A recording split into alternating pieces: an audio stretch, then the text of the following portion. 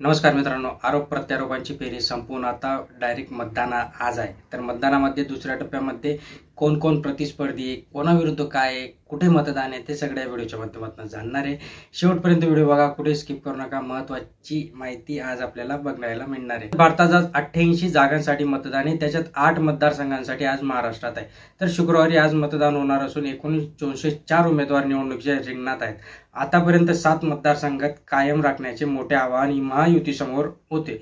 त्यानुसार वाढत्या आकड्यानुसार किंवा उकड्यानुसार मतदारांना मतदानासाठी बाहेर काढण्याचे खडतर आव्हान राजकीय पक्षांना कार्यकर्त्यांना पार पाडावं लागणार, कारण की एवढं काही मोठं खूप काही ऊन आहे आणि त्याच्यात लोकच जात नाहीये। दुसऱ्या टप्प्यात विदर्भातील 5 तर मराठवाड्यातील 3 मतदारसंघांमध्ये मतदान होणार असून यापैकी ठाकरे गटात असलेल्या परभणीचा अपवाद वगळता 45 जागा जिंकण्याचे लक्ष्य ठेवलेल्या महायुतीसमोर 7 जागा कायम राखण्याचे आव्हान आहे। महाविकास आघाडीने भाजप आणि महायुतीपुढे मोठे आव्हान उभे केले। विदर्भ आणि मराठवाड्यात वंचित बहुजन आघाडीचे कितपत प्रभाव पडतो हेही यावर बघावे लागणार आहे। यावरही बरीच समीकरणे आपल्याला अवलंबून असतील आणि 8ही मतदारसंघांमध्ये महायुती विरुद्ध महाविकास आघाडी चुरशीची लढत आज होणार आहे।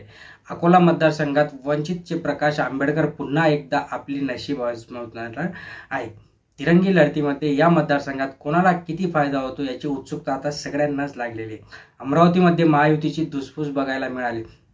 बच्चू कडू यांनी स्वतंत्र उमेदवार उभा केल्याने त्याचा भाजपवर नवनीत राणा यांवर कितपत फटका बसतो हे पण या निकालातून असणार आहे। बुलढाणा, हिंगोली, यवतमाळ, वाशिम या मतदारसंघांमध्ये 2 शिवसेनामध्ये चुरशीची लढत आता बघायला मिळणार आहे। शिवसेना 1, शिवसेना बी, ए बी टीम असं जे काही फुटलेले शिवसेना, खोके शिवसेना या सगळ्या गोष्टी याच्यातनं आता बघणार आहे। तर त्यानंतर अजून बुलढाणा, अकोला, अमरावती, वर्धा, यवतमाळ, वाशिम, हिंगोली, नांदेड, परभणी इथे सुद्धा हे मतदान असणार आहे। तर परभणीमध्ये 47, नांदेडमध्ये 29, हिंगोलीत 15 मतदान केंद्र हे संवेदनशील आहेत का तर तुम्हाला माहितीच आहे। अकोला, अमरावती आणि वर्ध्यात एकही मतदान संवेदनशील नाही। मतदानाची टक्केवारी कितपत होते यावर आता सगळ्या सरकारचं लक्ष आहे। जसं की विदर्भात पहिल्या टप्प्यातील मतदानाची टक्केवारी घसरली होती। कडक उन्हाळा व मतदारांमधील निरुत्साह याचा फटका मतदाराला बसला। विशेषतः नागपूरमधील काही शहरी भागांमध्ये मतदान कमी झाले। चंद्रपूरमध्ये मात्र मतदान 3% वाढ झाली आहे। या पार्श्वभूमीवर दुसऱ्या टप्प्यात मतदानाचा टक्का वाढवण्याचे मोठे आव्हान आता या सगळ्या उमेदवारांसमोर आहे, कारण की ज्या पद्धतीने हे राजकारण खेळलं जाते आणि म्हणून लोकांच्या मनातली जी उत्सुकता होती, लोकांच्या मनातली जी चिंता होती की कसं होईल, काय होईल, आपल्याला कोणाला निवडून द्यायचे, ते सगळं लोकांनी सुद्धा आता बाजूला ठेवलंय आणि म्हणून आता लोक सुद्धा मतदानाला जात नाहीयेत।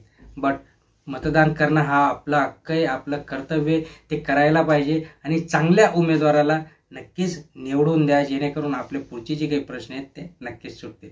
चॅनलवर नवीन असेल तर लाईक करा, शेअर करा, सबस्क्राईब करा। धन्यवाद।